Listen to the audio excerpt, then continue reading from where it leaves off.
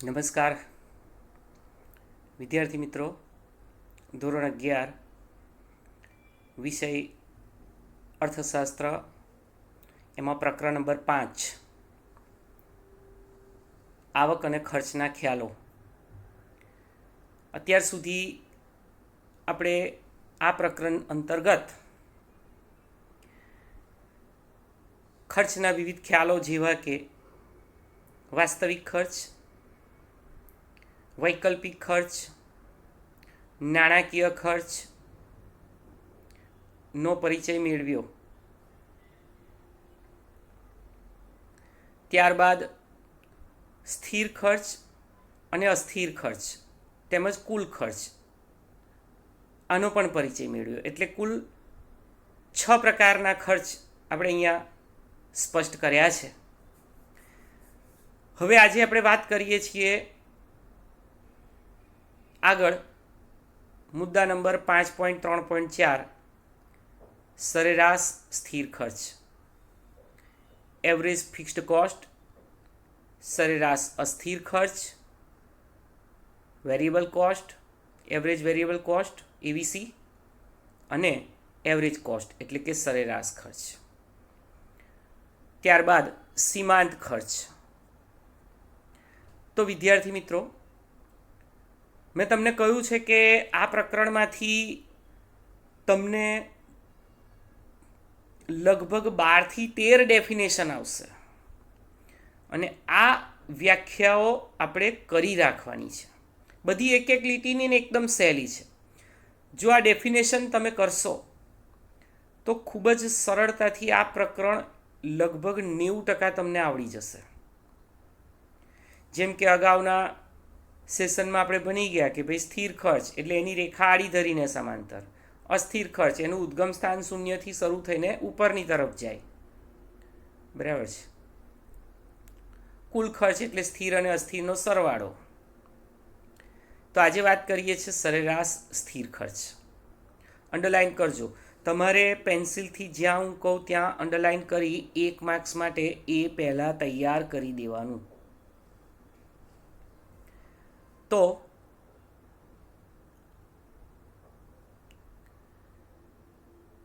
પેઢીના કુલ સ્થિર ખર્ચને કુલ ઉત્પાદનના એકમો વડે ભાગવાથી જે ખર્ચ મળે તે સરેરાશ સ્થિર ખર્ચ છે. અંડરલાઇન. પેઢીના કુલ સ્થિર ખર્ચને કુલ ઉત્પાદનના એકમો વડે ભાગવાથી જે ખર્ચ મળે તે સરેરાશ ખર્ચ છે. સરેરાશ ખર્ચનું બીજું નામ એકમ દીઠ ખર્ચ. સૂત્ર છે ત્યાં પણ પેન્સિલથી 1 માર્ક્સ લખી રાખો. સરેરાશ સ્થિર ખર્ચ ઇઝ ઇક્વલ ટુ કુલ સ્થિર ખર્ચ છેદમાં કુલ ઉત્પાદનના એકમો. AFC average fixed cost is equal two total fixed cost upon total production. Total production એટલે કુલ ઉત્પાદન, ટીએફસી એટલે ટોટલ ફિક્સ્ડ કોસ્ટ અને એએફસી એટલે એવરેજ ફિક્સ્ડ કોસ્ટ. એક ઉદાહરણ છે કે ભાઈ એક પેઢીનું કુલ સ્થિર ખર્ચ 50,000 હોય અને એ પેઢી 1,000 એકમોનું ઉત્પાદન કરે તો સૂત્રમાં કિંમતો મૂકી દઈએ. સરેરાશ સ્થિર ખર્ચ બરાબર 50,000 છેદમાં 1,000, 50 રૂપિયા પ્રાપ્ત થયા. એનો અર્થ એ થયો કે એક એકમનું ખર્ચ 50 રૂપિયા આવે છે. જેમ જેમ તમે ઉત્પાદન વધારો તેમ તેમ કુલ સ્થિર ખર્ચ વધુ ને વધુ એકમો વચ્ચે વહેંચાતું જાય, એટલે સરેરાશ સ્થિર ખર્ચ ઘટતો જાય.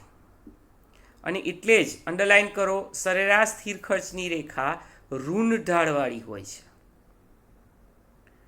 તમે અહીંયા અનુસૂચિ છે અને બાજુમાં આકૃતિ છે, જોઈ શકો છો.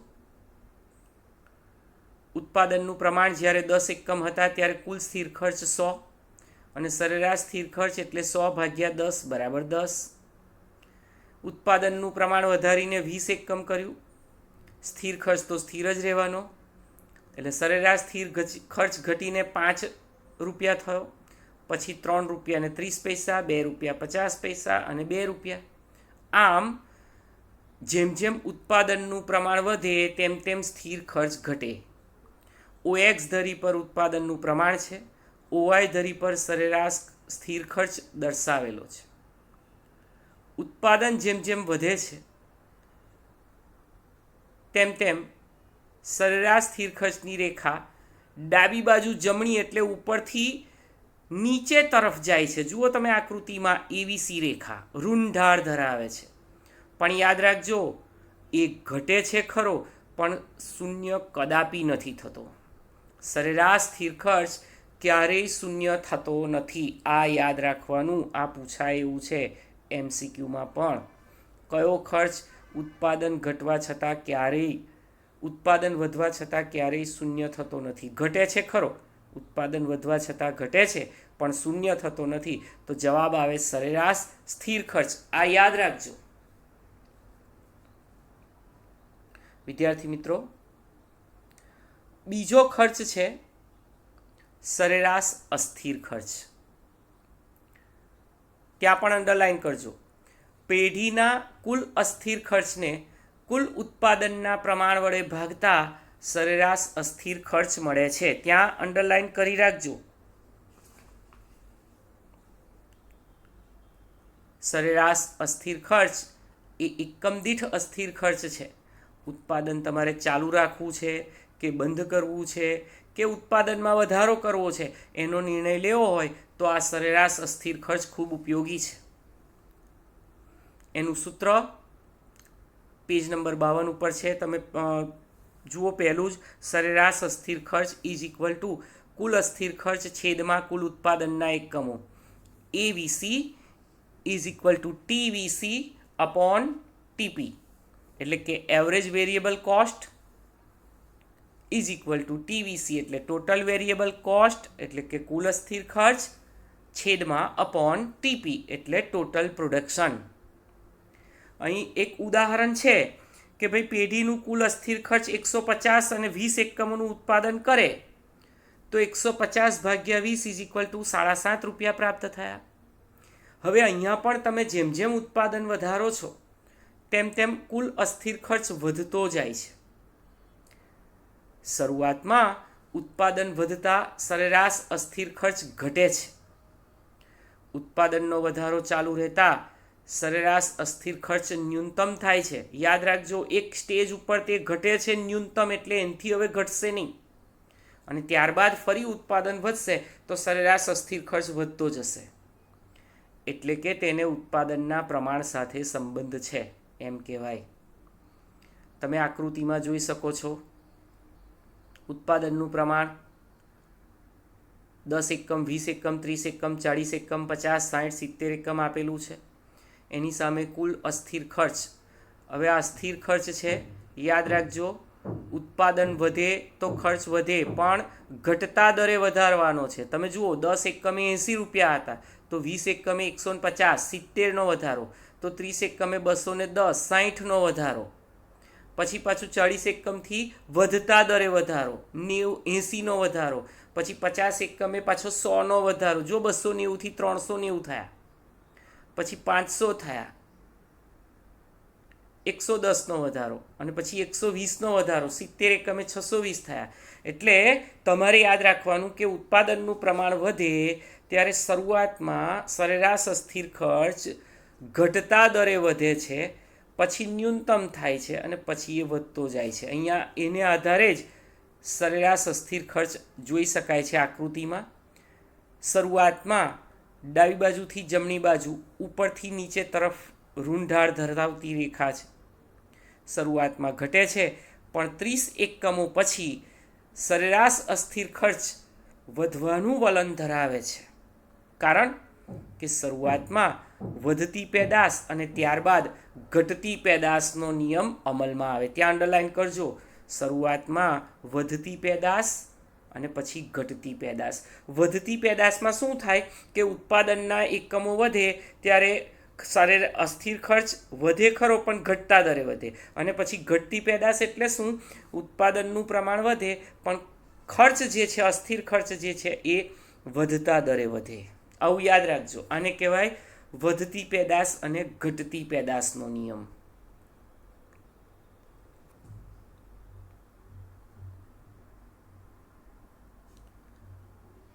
ત્રીજા પ્રકારનો ખર્ચ 5.3.6 સરેરાશ ખર્ચ.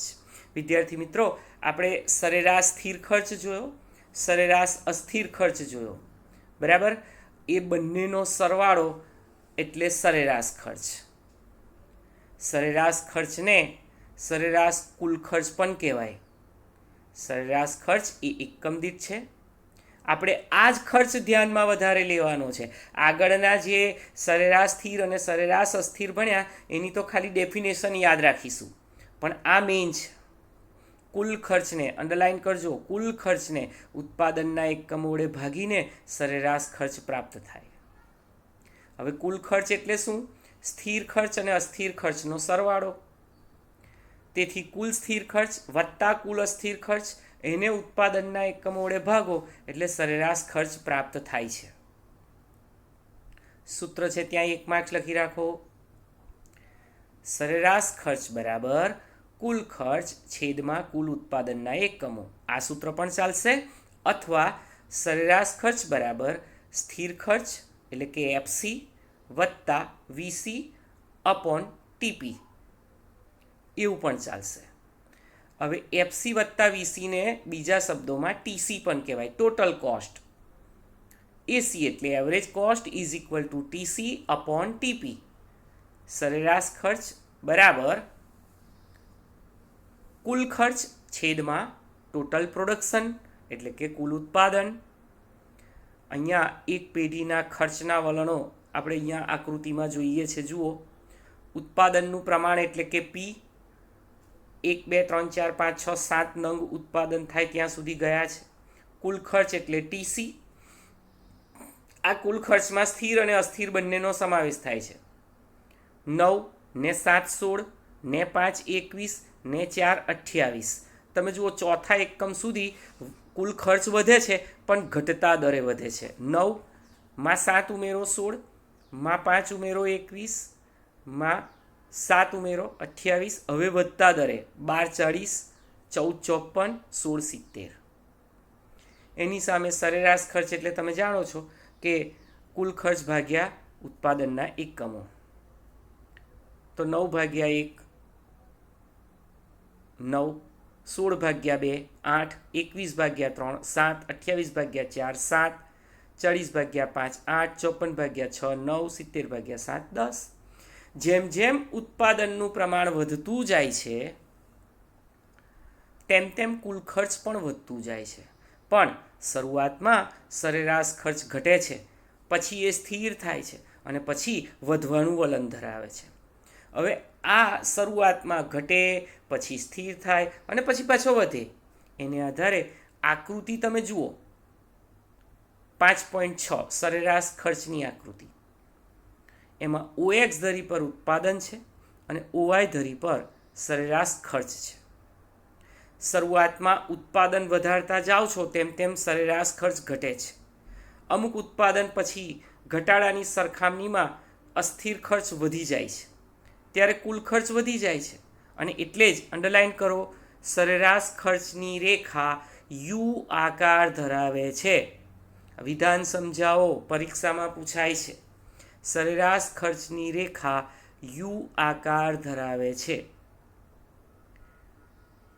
કારણ કે શરૂઆતમાં સરેરાશ ખર્ચ ઘટે છે, કોઈ એક ઉત્પાદને લઘુત્તમ બને છે અને ત્યારબાદ તે વધે છે. માટે સરેરાશ ખર્ચની રેખા યુ આકાર ધારણ કરે છે. પરીક્ષામાં પૂછાય છે, MCQમાં પણ સરેરાશ ખર્ચની રેખાનો આકાર કેવો હોય છે. 4 ઓપ્શન આપેલા હશે: હોકી સ્ટિક, યુ આકાર, વી આકાર કે અન્ય કોઈ પણ. આપણે યુ આકાર પસંદ કરવાનો છે, યાદ રાખજો. આ સરેરાશ ખર્ચ 3 માર્ક્સની ટૂંકનોંધમાં પૂછાય તો 3 બાબતો તમારે લખવાની. નંબર 1 એની વ્યાખ્યા સૂત્ર, નંબર 2 અનુસૂચિ અને નંબર 3 આકૃતિ સમજૂતી. આ 3 બાબતો લખો. 3 માર્ક્સમાં સરેરાશ ખર્ચની ટૂંકનોંધ પૂછી શકાય અને આપણે લખી શકીએ. વિદ્યાર્થી મિત્રો, આજના આ સેશનનો અગત્યનો અને છેલ્લો કોન્સેપ્ટ એટલે સીમાંત ખર્ચ. ખૂબ જ અગત્યનું છે આ. આપણે જાણીએ છીએ કે જેમ જેમ ઉત્પાદન વધે એટલે ખર્ચ વધે. અંડરલાઈન કરજો, કુલ ઉત્પાદનમાં એક એકમનો વધારો કે ઘટાડો કરવાથી કુલ ખર્ચમાં જે ફેરફાર થાય તેને સીમાંત ખર્ચ કહે છે. હવે ટૂંકમાં કેવું હોય તો વધારાનું એક એકમ ઉત્પન્ન કરવાથી કુલ ખર્ચમાં થતો ફેરફાર એટલે સીમાંત ખર્ચ. ત્યાં એક માર્ક્સ લખી રાખો. બી વિભાગ સીમાંત ખર્ચની વ્યાખ્યા હું ફરી બોલું છું. વધારાના એક એકમનું ઉત્પાદન કરવાથી કુલ ખર્ચમાં થતો ફેરફાર એટલે સીમાંત ખર્ચ. એનું સૂત્ર છે MCN is equal two TCN minus TC કૌંસમાં n-1 સ્મોલ. n એકમોનું ઉત્પાદન ખર્ચ ગણાય, n-1 એનો તફાવત છે, અને MC એટલે માર્જિનલ કોસ્ટ. તો અહીંયા સૂત્રમાં કિંમતો મૂકી છે MC3 is equal two TC3 minus TC in bracket 3-1 is equal two TC3 minus TC2, જ્યાં TC3 is equal two 21, TC2 is equal two 16. તો MC3 is equal two 21 minus 16 is equal two 5. 5 એ સીમાંત ખર્ચ છે. અહીંયા આપણે અનુસૂચિમાં જોઈએ, ત્રીજા એકમના સીમાંત ખર્ચ એ ત્રીજા એકમનો કુલ ખર્ચ અને બીજા એકમના કુલ ખર્ચનો તફાવત છે, એટલે કે 5. સીમાંત ખર્ચ સ્થિર ખર્ચથી સ્વતંત્ર છે. સીમાંત ખર્ચ એ અસ્થિર ખર્ચમાં થતા ફેરફારનું પરિણામ છે. જ્યારે ઉત્પાદનના n એકમો પરથી ઘટીને n-1 થાય છે ત્યારે કુલ અસ્થિર ખર્ચમાં થતો વધારો જેટલો જ સીમાંત ખર્ચ હોય છે. એટલે એવું કહેવાય કે સીમાંત ખર્ચ ઉત્પાદનમાં ફેરફાર થવાથી કુલ ખર્ચમાં થતા ફેરફાર જેટલો હોય છે. વિદ્યાર્થી મિત્રો, જુઓ હવે અનુસૂચિ સમજાવું છું. પહેલું એકમ, બીજું, આમ 7 એકમનું ઉત્પાદન, કુલ ખર્ચ આગળની અનુસૂચિની જેમ જ શરૂઆતમાં ઘટતા દરે વધે છે. જુઓ, એક એકમે 9 કુલ ખર્ચ, બીજા એકમે 16, 9 ને 7 16, ત્રીજા એકમે 21, 16 ને 5 21. હવે પાછું વધતા દરે ચોથા એકમે 3 એકમ પછી 21 ને 7 28 ને 12 40, છઠ્ઠા એકમે 14 54, સાતમા એકમે 16 વધ્યા 70. સીમાંત ખર્ચ એટલે શું? આજે હું વધારો બોલ્યો ને એ જ રકમ સીમાંત ખર્ચ. તમે જુઓ, પહેલામાં 9, બીજામાં કેટલો ફેર છે? 16 અને 9ની વચ્ચે 7નો, એટલે કે બીજા એકમે 7 સીમાંત ખર્ચ, ત્રીજાએ 5, ચોથાએ 7, પાંચમા એકમે 12, છઠ્ઠા એકમે 14 અને સાતમા એકમે 16. એટલે કે 70માંથી 54 જાય તો 16, 54માંથી 40 જાય તો 14, 40માંથી 28 જાય તો 12, 28માંથી 21 જાય તો 7, 21માંથી 16 જાય તો 5, 16માંથી 9 જાય તો 7, અને 9 તો પહેલો જ એકમ છે એટલે એનું સીમાંત ખર્ચ 9 જ ગણાશે. એનો અર્થ વિદ્યાર્થી મિત્રો એવો થાય કે જ્યારે ઉત્પાદક બીજું એકમ બનાવે છે અને કુલ ખર્ચમાં જે ફેરફાર થાય ને એ ફેરફાર એ સીમાંત ખર્ચ. હું એક ઉદાહરણ આપું. દાખલા તરીકે કોઈ એક ઉત્પાદક ચશ્માનું ઉત્પાદન કરે છે. સપોઝ 50 ચશ્માનો ખર્ચ, ઉત્પાદન ખર્ચ 1000 રૂપિયા આવ્યો, અને 51માં ચશ્માનો કુલ ખર્ચ 1025 રૂપિયા થયો, તો 25 રૂપિયા એનો સીમાંત ખર્ચ ગણાશે વધારાનો. ત્રીજા એકમ સુધી વધતા સીમાંત ખર્ચ ઘટે છે, પછી એ લઘુત્તમ થાય અને પછી એમાં વધારો થતો જાય છે. આપણે અહીંયા આકૃતિમાં જોઈ શકીએ છીએ, પેજ નંબર 55 ઉપર.